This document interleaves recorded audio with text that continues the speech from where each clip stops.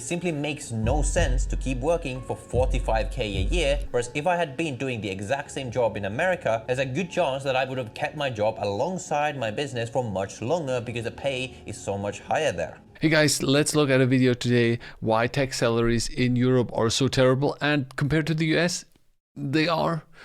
The original video is linked below, so head over there and leave a like, and let's get into it. The average salary of a software engineer in San Francisco, United States is $242,000, which is an insane amount of money to be paid to someone who's just graduated college, just sitting behind a computer in some office.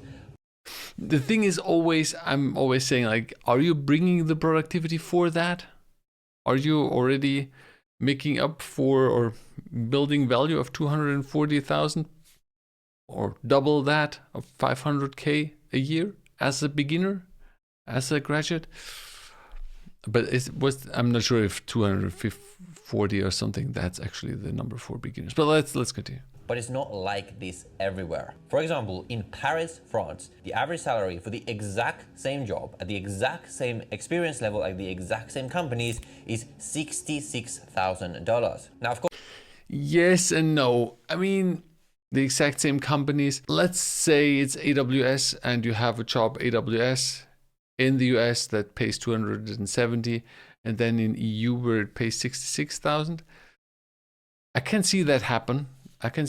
Of course, the whole structure in Europe is very different, and we have very different companies, but from a sheer number here. Of course, this is comparing the mecca of the tech industry, Silicon Valley, to an economy that has never been known for its highest salaries in any industry. But if you compare any city in the United States to almost any city outside of the United States, you will see a similar pattern. Now, as a European, that's true. It's true. It's absolutely true. The highest salaries you will get in the US, where these companies have their headquarters, where these companies are so strong. But yeah. Myself, I was always extremely jealous of this. I had to do the same work, complete the same kinds of interviews, work just as hard to break into the tech industry in London, only to be paid less than half of my colleagues who did the exact same thing in the US. And there's also a very big That's true, then that can be really, really annoying. Absolutely true. Reason why I left the tech industry so early to pursue my own business full time. It simply makes no sense to keep working for 45k a year when I was making much more than that from my business, whereas if I had been doing the exact same job in America, there's a good chance that I would have kept my job alongside my business for much longer because the pay is so much higher there. Now, I don't know if he gets to this. The thing is, just the pay, looking at just the pay is not the full picture. You need to look at cost of living. You need to look at healthcare costs and everything. You know what I mean? In San Francisco, of course, living is going to cost a lot more than in the outskirts of a decent sized German or Europe city. So now let's see if he gets to that, because I think that is a big point you have to see. And also, not everybody can jump from a company to having their own company and being an entrepreneur. That's not for everyone, right? So saying it makes no sense, but 45,000 is a low number. Hey guys, before we continue with the video, a quick info. Our Black Friday deal for my Data Engineering Academy is here. That means you can now save 30% on the 12 months access or unlimited access to my Engineering Academy. You will get everything you need to learn data engineering for only a fraction of the price. So head over there, learndataengineering.com, and use the code BlackFriday24 to get the 30%. This is only valid until the 30th of November. So again, head over there and let's make the end of 2024 and especially 2025 your year. And let's continue with the video. For most Europeans, the way they will think about it is that, well, that's just how it is. In Europe, we get free healthcare, we get all these kind of things, and we'll get into my opinions. It's not free, though. And all of that in a moment, but in this video I just wanted to dive deeper into why is it the case that software engineers in the US get paid so much more, like disproportionately more compared to their counterparts in Europe. We'll also talk about whether learning to code is even worth it in Europe, and why I believe that the situation with tech salaries in Europe versus the US is only going to get worse in the future. And also we'll talk about That it's only going to get worse. It's already terrible, right? So I don't know why people would actually go to Europe if they're in the US. That makes zero sense for them, right? But I want to know more. Why is that? But the one exception, the one country in Europe that actually is on par with the US in terms of salaries, but I'll reveal that towards the end of the video. For now, try to guess what that is. And by the way, the purpose of this video is not to say that one of these places is better or worse than the other, just looking at the salary question. Now, the easiest explanation for the massive disparity in salaries between the United States and Europe is that the US simply has much more big tech companies. Therefore, the biggest and most important technology is built in the US, which means that these companies can simply afford to pay their engineers a lot more than European ones. But this And that is one of the big things. They can afford to pay more, or also they have to pay more, right? Because all these companies are there and they're competing for employees, right? So you need to try to get the employees to you because there's a lot of competition. In Europe, we are less looking into innovation. We're more into rules and setting up regulation, and that's really what it is. It's terrible here, and we have almost no venture capital and so on. But like, I know from working with people that are in the US, it's more like starting off and building, and I know how it is in the EU where it's okay, you have to go around these rules. And it's like, ugh. But let's continue. This argument has two problems. First of all of these same big tech companies have offices in European countries like the UK, France, Spain, and businesses are rational creatures that want to make money. So if software engineers are so much cheaper to hire in Europe, why don't they just outsource all of this engineering work to Europe? And number two, even if this is a part of the explanation, this simply leaves us with another question, which is why does the US so utterly dominate Europe in the number of big tech companies? So I wonder why.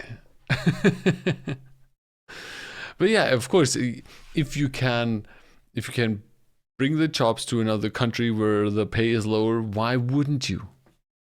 And I think through all the remote work that we have done in the last year or last years, we know that it's working, right?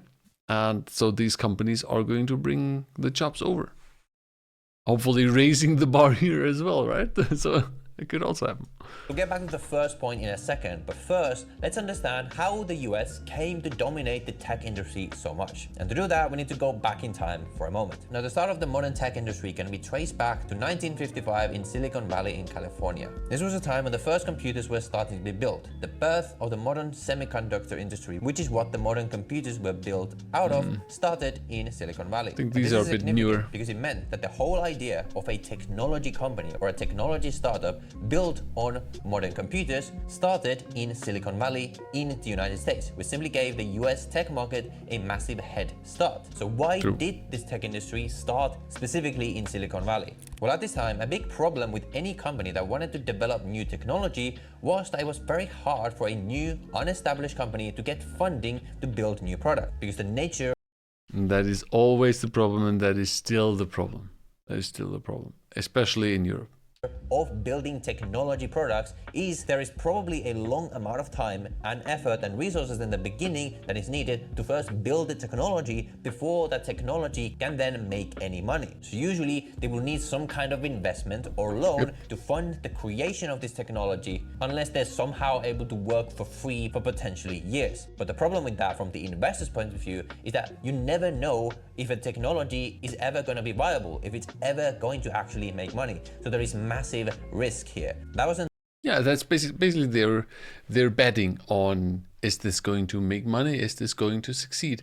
And unlike a consulting business where you have to basically start with almost nothing, building a product, building an app has also gotten easier, but like building something out of hardware, especially, that is expensive.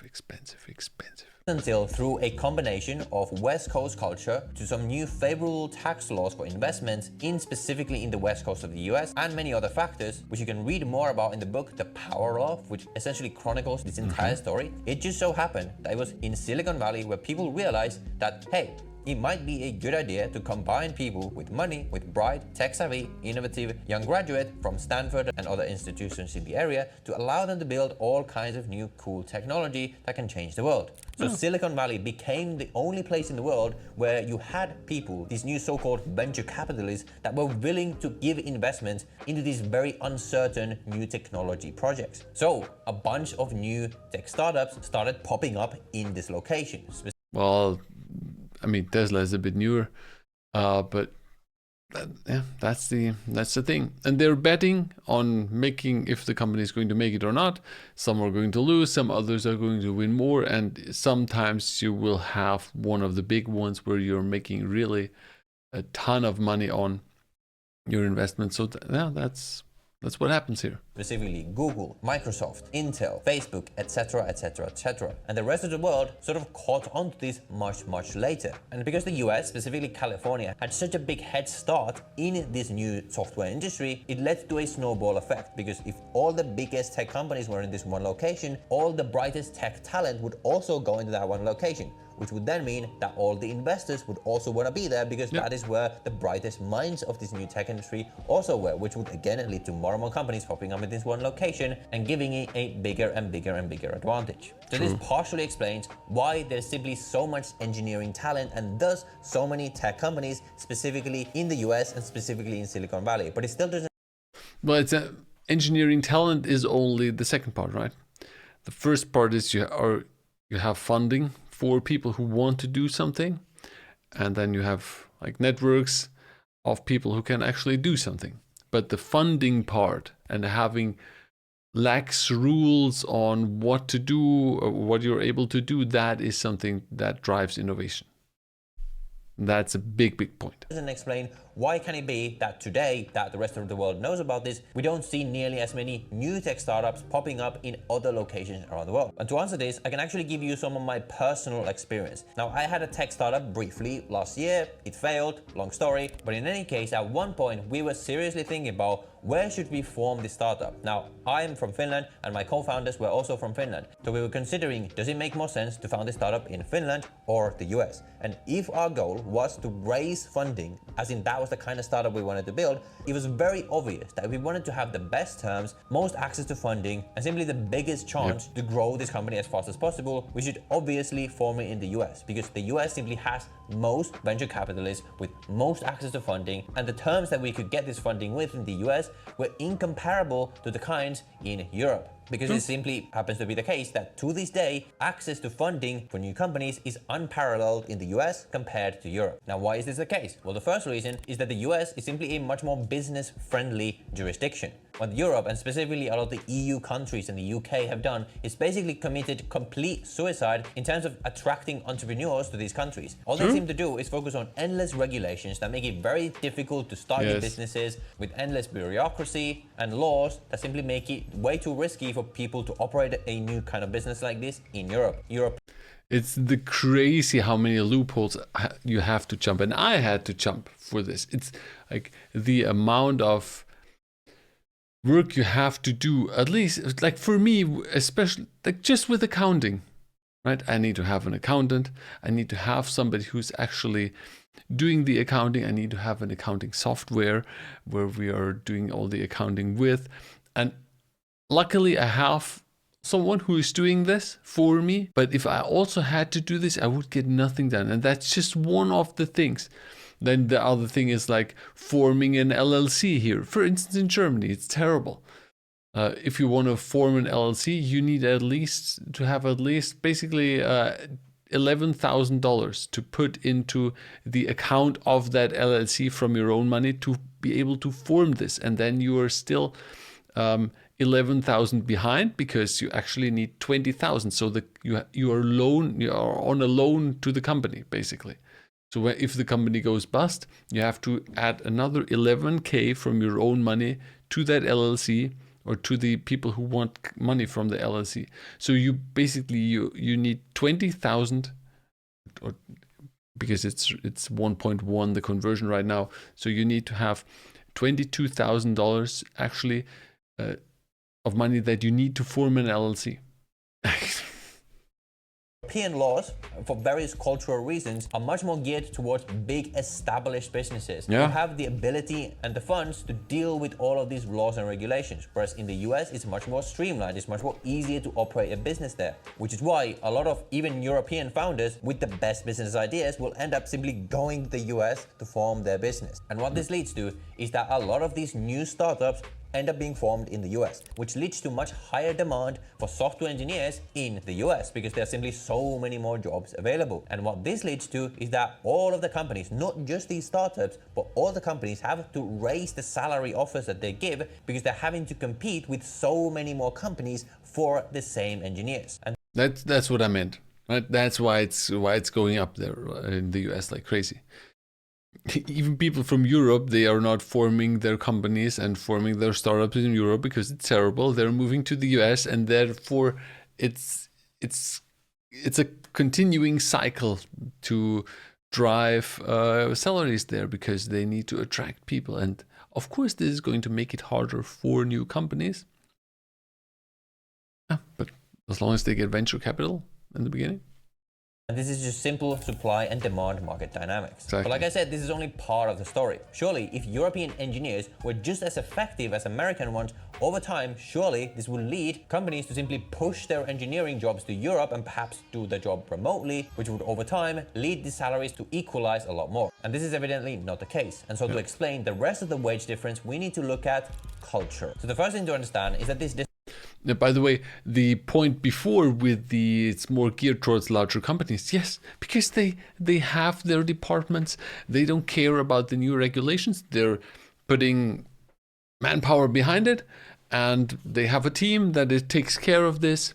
It's fine. Yes, it's going to cost more, but it's going to be, compared to the whole company, it's going to be a small piece, and it's just a nuisance. Okay, we have to do this now. Fine. Let's put a few people there and done.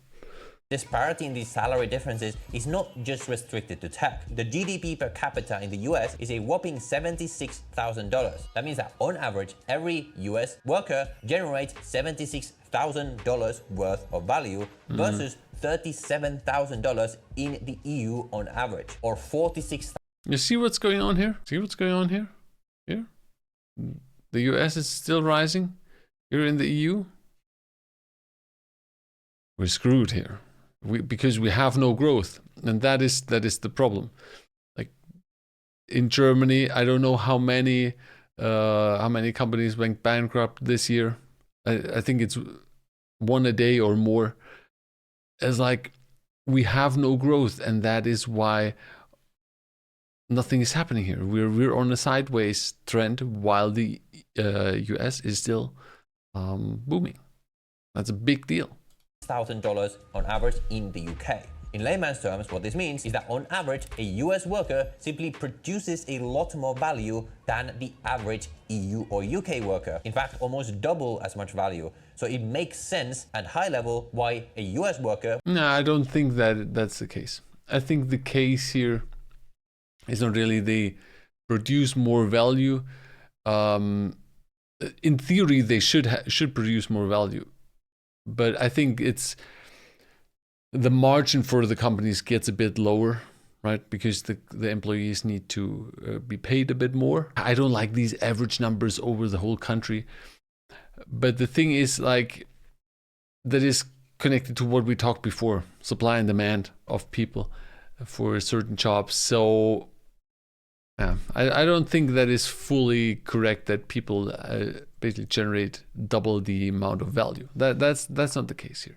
Would get paid more for the extra value that they produce. So then, why is it the case that US workers produce so much more value than European ones? Is it because they're much smarter or something like that? Well, I don't think so. To understand this, let's break down the value that a worker will produce into its constituent parts. So the value on broad terms that any employee will produce will be the hours that they work times their productivity. All other things being equal, if in one country people work longer than in another, and they produce as much value per hour, then the people who work more are going to produce more overall value. And also, all other things being equal, if two workers work the same amount of hours, but one of them is more productive, as in they get more done in those hours, that worker is going to produce more value. And so in terms of the first component, it's very true, and I think most people will know this, people in the US work much longer hours. They take less holidays because there's less laws about like work-life balance and like all this kind of stuff, which you can have whatever opinion about that you want, but the end result in terms of productivity is going to be that people in the US are going to produce more value simply because they work a lot longer. But I looked at a lot.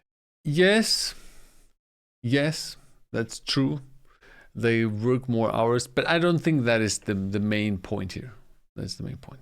A lot of economic data, and it's just the hours worked that makes the US worker produce more value. It is also true that workers in the US are much more productive than those in Europe. And there's not a clear answer for why this is, but the most probable explanation is that companies in the US simply invest a lot more into the productivity of their workers. They invest a lot more into technology, into better tools for people to get more done. The US invests in technology, whereas Europe invests in, well, regulations. And the last factor to consider is taxes. Now, neither of these places are particularly... I think the main thing is what we talked about in the beginning. There are more companies around. That's why demand is higher. There's a more business-friendly environment, and therefore the sales are higher. I don't think the productivity is that much more, especially like look at the tech world. We have so many things, so many tools we can use nowadays, and most companies use. I think that's only a part. Low tax, but the US on average is much lower tax than Europe. For example, a gross salary of $150,000 will leave you between $111,000 and $101,000 after taxes in the US, whereas in France, it will only leave you with $81,000. But that is not all. Because it's crazy, right? Let's look at that back. So that's federal tax, state taxes, total income tax, 48 income after tax. There's no retirement here, so it's 101. Will leave you between $111,000 and $101,000 after taxes in the US, whereas in France. That's France. Income 150,000. Well, okay, this is just a rough. Due tax 68, so 81,000. It's like this, but that is, what is that? How much is that? 81 divided by 150. Okay, that's 66%. No, that's 46%. I'm sorry, 46%. That is a bit higher than in Germany, but like you very often also have like 40% income tax here. 40% taxes that you have to pay plus social stuff. Like, okay, that. Here it is. Saying it here, 46. It will only leave you with $81,000. But that is not all, because the taxes that you pay from your gross salary is not everything. In most countries, the employer will on top of that have to pay extra taxes to the government. These are called employer contributions. And in Europe, these are much higher, meaning that the salary that is advertised is not actually the salary that the employer has to pay. Because and that is the annoying part. You have to pay health insurance, you have to pay social security on top of what the person actually gets. So the employee only gets a fraction of what actually the company has to pay. Basically, for the company, what an employee costs you. An employee costs you twice the amount that the employee actually has net income after the month. Right, so if the employee has 2.5K per month, it will be 5 almost for the company, and so on and so on. On top of that salary, they have to pay an extra amount in taxes to the government, which means that the total salary that they actually have to pay is much higher, which means that the salary that they're going to advertise has to be lower. So as a conclusion, I think there's two main reasons why engineers in the US get paid so much more than in Europe. Number one is that the US is simply a more tech and business focused country that focuses a lot more on making it easy to do business rather than regulating every part of doing business in favor of workers' rights, work-life balance, benefits, and things like this. Which means that the most ambitious companies are going to prefer to be formed in the US. And also the most ambitious employees, the ones who want to make more money rather than living a chill lifestyle, are going to prefer to go to the US. So the talent over there is simply much stronger and there are much more jobs available who have to compete with each other to entice this talent to work for them over their competitors. And then on the other side, is it simply easier for a software engineer in the US to produce more overall value because they work longer hours, and it is easier for them to be productive because companies over there are more likely to invest into technology and different tools to make it easier for them to be productive, because that is... I mean, from a worker's perspective, right? You're not looking at more hours, right? You always have to think of, well, who's caring about what, right? The company needs to have a lot of value generated, and the employee wants to work as less hours as possible, right? So these are between the productivity thing. That is actually what brings this closer together, right? The demands or the goals of the employer and the goals of the people. That is where productivity tools and where less regulation actually brings them closer together. And I think that is the biggest point. It's not working more hours, yes. Work smarter, not harder, right? That is the goal here. And that's what the US does a lot better than EU. That is the focus of the US culture versus European culture. And does this mean it's not worth it to learn to code in the EU? Well, no, it still obviously has one of the highest incomes out of any country in the world. And if you work as a software engineer in Europe, you're still going to earn much higher than average compared to the other jobs that you have available in that location. But it is true that it is much harder to get rich with coding in Europe versus the US. That is simply the reality. Both places are going to have their pros and cons. If you want to make it, you want to make the most money possible, then it's undeniable that working in the US is the best bet. Now, the problem you're going to have if you're not from the US is that it might be impossible to get a work visa. So that is why I didn't personally go there, because I couldn't literally go there. So for me, the best option was to not work in tech and simply start my own business and move out of Europe and out of the crazy taxes, because for me, that was the best possibility to make it. And Europe still offers great benefits. It's going to be right for some people, but I hope that this gives you some sort of an explanation as to why same employees, same software engineers in the US earn so much more than their counterparts in Europe. Let me know what you think of this wage disparity. Let me know also, if you could choose either of these places, which one would you prefer to work in? And I mentioned before that there is one country in Europe that is the exception, that has almost the same level of salaries as the US, and that is going to be Switzerland. And the reason why Switzerland has such high salaries is for a lot of the same reasons as the US. It's a much more hard-working culture, it has much lower taxes, much easier to do business, and it's generally a place where people just get paid very well in almost any industry. So if you're in Europe and you want to make it in tech, you want to make the most money, going to Switzerland is going to be your best bet. Yep. If I had stayed in the tech industry, it is highly likely that that is where I would have gone. With that said, even though salaries in the US are so much higher than Europe, it is also a sad reality that in this day and age, salaries across the board everywhere are going down. And if you want to know why and whether this will keep happening or if the salaries will come up, then I recommend you watch this video where I deep dive into that topic on exactly why big tech salaries have collapsed so much and what you can do about this. So go watch that video next. Leave a like on this one if you enjoyed it. I'll see you in the next one. Let's leave a like here for this video. That's a good video. Internet made coder. Very nice. I think one thing he missed here, he only looked at the net income. He didn't look at what's actually life going to cost you. What's the cost of living? And I think, yes, of course, there's still then the US you will have more money left over than in the EU.